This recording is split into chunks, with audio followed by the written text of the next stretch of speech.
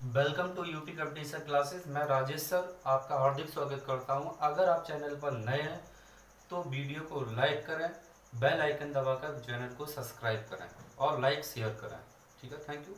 अब हम लोग बढ़ते हैं नए टॉपिक साइंस की ओर। आज आपका साइंस का टॉपिक रहेगा, जिसमें साइंस का टॉपिक का सेशन रहेगा बायोलॉजी, और बायोलॉजी में चैप्टर नंबर फर्स्ट होगा बायोलॉजिकल क्लासिफिकेशन, जैविक वर्गीकरण। यानी ये चैप्टर इसलिए इम्पोर्टेंट है क्योंकि इसमें कवक, शैवाल, जीव जंतु, ये सारी चीज़ें आपको पढ़ने को मिलेंगी। बायोलॉजी भाषा शब्द कब इस जीव विज्ञान में आया, जंतु विज्ञान कब आया, वनस्पति विज्ञान कब आया, उनकी फेमस पुस्तक क्या रही, और जैव जीवधारियों का वर्गीकरण किसने किया और उनको किन जगत में रखा गया। तो ये सारी चीज़ें आपको पढ़ने को मिलेंगी, ये किन किन से मिलकर बनी होती हैं।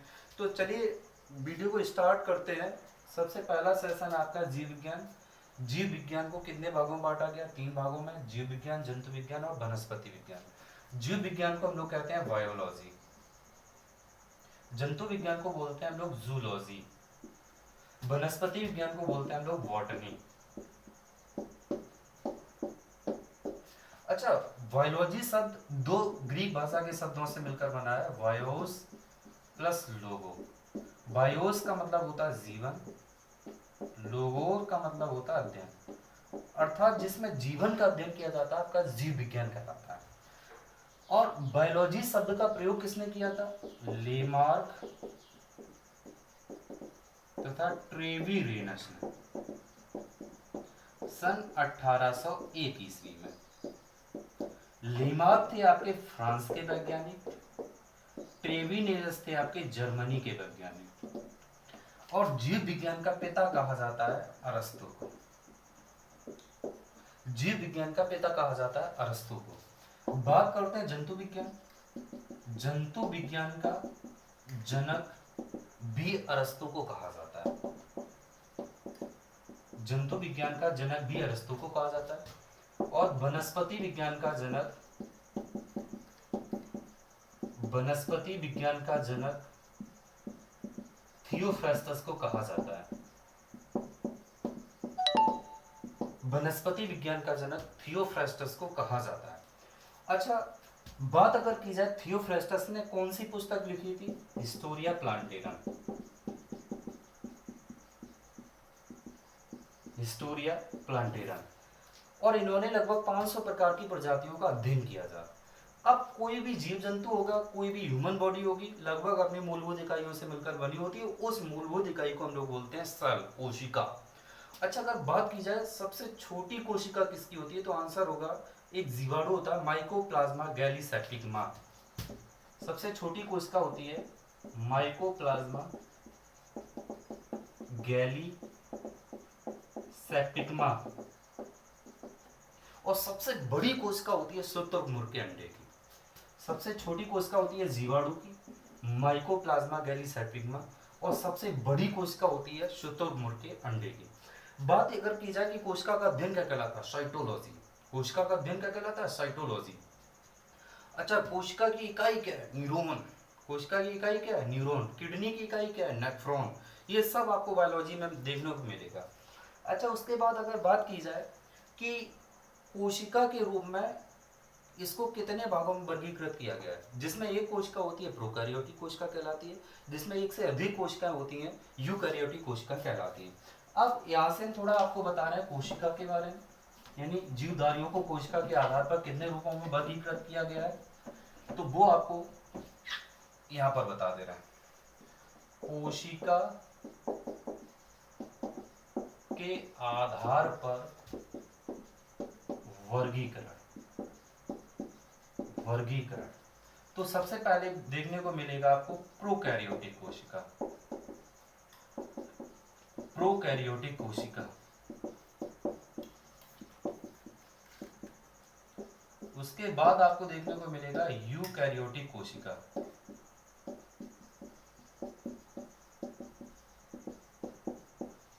यूकैरियोटिक कोशिका। अच्छा, प्रोकैरियोटिक कोशिका में क्या होता है? जिसमें एक कोशिका होती है आपकी प्रोकैरियोटिक कोशिका कहलाती है, जो कि मोनेरा जगत के अंतर्गत रखी जाती है। जैसे प्रोकैरियोटिक कोशिका के अंतर्गत आएगा जीवाणु, तो जीवाणु में केवल एक सेल पाई जाती है जिसे हम कहते हैं एक कोशिका। ठीक है। उसके बाद यूकैरियोटिक, अब इसमें थोड़ा एक और गुण होता है, इसमें आपका केंद्रक होता है अनुपस्थित। बात अगर की जाए सबसे बड़ा अंतर प्रोकैरियोटिक कोशिका जिसमें केवल एक कोशिका होती है और केंद्रक अनुपस्थित होता है, यानी केंद्रक नहीं पाया जाता, और ये मोनिरा जगत के अंतर्गत रखा गया है। ठीक है। अब आती है यूकैरियोटिक कोशिका जिसमें एक से अधिक कोशिकाएं होती हैं, आपका यूकैरियोटिक कोशिका कहलाता है।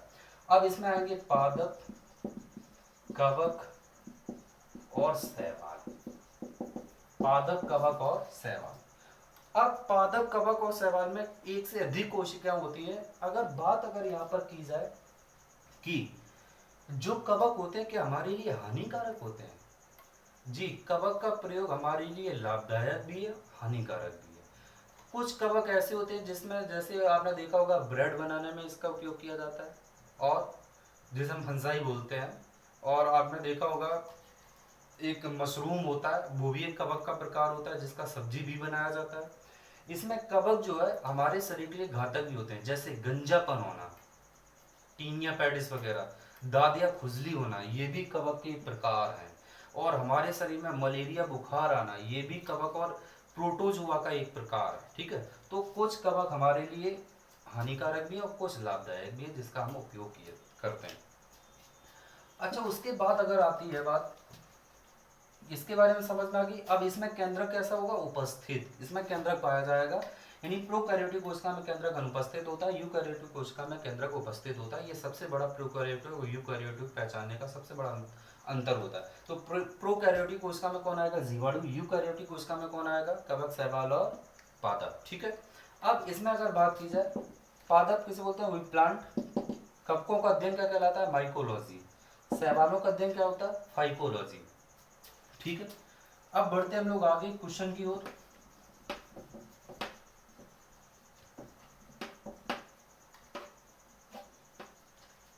कुछ जीवधारियों को उनकी स्पाइनल कॉर्ड, रीढ़ की हड्डी के तौर पर भी अंतर के नाम से जाना जाता है, जैसे कोशिका का संगठन, कोशिका का संगठन, organisation of cell, organisation of cell. इसमें एक होता है आपका कशेरुकी और एक होता है आपका अकशेरुकी। कशेरुकी क्या मतलब होता है? ऐसे जीव जिसमें रीढ़ की हड्डी पाई जाती है अर्थात विकसित होती है, वो आपके होते हैं कशेरुकी। अब कशेरुकी जो शब्द होते हैं ये आपके कशेरुकदंडी प्राणी साम्राज्य में पाए जाते हैं या उनके उप समुदाय हैं। अब इसमें कौन कौन से एग्जाम्पल आते हैं कशेरुकदंडी में या कशेरुकी में जिसमें रीढ़ की हड्डी पाई जाती है? बिना जबड़े वाली मछली, और दूसरा आपका आएगा शार्क, सरीसृप, स्तनपोषी यानी स्तनधारी वाले जीव, और इसमें आएगा चिड़िया भी शामिल। अगर बात की जाए शार्क किसमें शामिल है, तो आंसर आप बताएंगे कशेरुकी में। और इसके बाद बिना जबड़े वाली मछली किसमें शामिल है? कशेरुकी में, क्योंकि इसमें स्पाइनल कॉर्ड पाई जाती है। और अगर बात की जाए सरीसृप किसमें शामिल है? आपकी कशेरुकी में। उसके चिड़िया किसमें शामिल है? कशेरुकी में। और नोट, एक पॉइंट आपको जरूर दिमाग में रखना है, ज्ञात जंतुओं में अभी तक जितने भी ज्ञात जंतु हैं लगभग 5% ही कशेरुकी पाए गए हैं, बाकी 95% जो है अकशेरुकी में पाए गए हैं। अच्छा, उसके बाद की जाए बात अकशेरुकी में क्या क्या आता है? वे प्राणी, यानी उन प्राणियों को अकशेरुकी में रखा गया है जिसमें मेरुदंड या स्पाइनल कॉर्ड नहीं पाया जाता है, यानी जिसमें रीढ़ विहीन जीव होते हैं, मेरुदंड जिसमें मेरुदंड विकसित नहीं होता है। एग्जाम्पल कीट, समझना भाई। अकशेरुकी जंतु के अंतर्गत कौन कौन से एग्जाम्पल है? कीट, केकड़ा, झींगा, घोंगा, ऑक्टोपस। कीट, केकड़ा, झींगा, ऑक्टोपस, घोंगा और स्टारफिश भी आपके अकशेरुकी के एक उदाहरण हैं। फिर से एक बार देख लो, अकशेरुकी, कीट, केकड़ा, झींगा,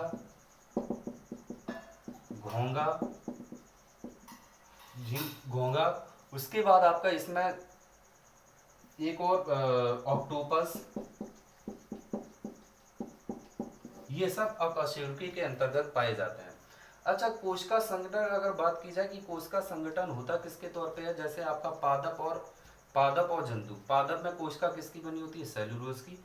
और उसके बाद जो है जंतुओं में कोशिका किसकी बनी होती है? प्रोटीन एवं लिपिड की। और इसका अध्ययन क्या कहलाता है? साइटोलॉजी। ठीक है। अब ये तो टॉपिक हो गए आपके इतने। तो अगर यहाँ से फिर से एक बार रिपीट की जाए, जीवाणु को किस में रखा गया? एकोस के जीव में। और उसके पादप कवक शैवाल को किस में रखा गया?